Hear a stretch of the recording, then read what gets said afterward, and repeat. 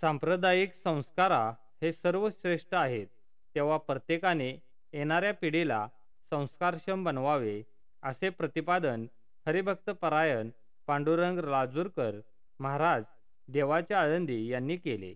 भाटवडे तालुका वाळवा येथील हरिभक्तपरायण महादेव उते महाराज यांनी 122 दिवसामध्ये 3,500 किलोमीटर नर्मदा परिक्रमा केल्याबद्दल श्री चिलाईदेवी वारकरी संप्रदाय प्रसारक आणि प्रचारक मंडळाच्या वतीने हरिभक्त परायण महादेव उते यांचा पांडुरंग लाजूरकर शंकर निकम यांच्या हस्ते शाल श्रीफळ देऊन सत्कार करण्यात आला.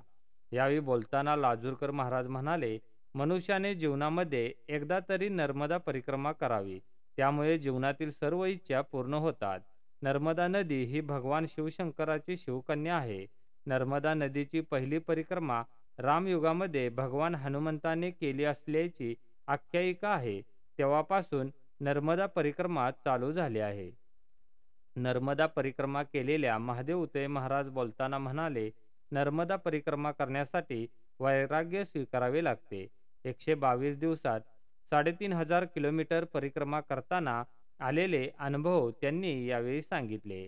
यावेळी सोसायटीचे चेअरमन भगवान देवकर, अशोक देवकर, सुरेश देवकर, मधुकर डोंगरे, संजय बांगल, शंकर निकम, सुनील देवकर, उत्तम गुरव, शिवाजी उते, निलेश मुळीक, सचिन जाधव, अरविंद जाधव यांच्यासह ग्रामस्थ आणि महिला मोठ्या संख्येने यावेळी उपस्थित होत्या.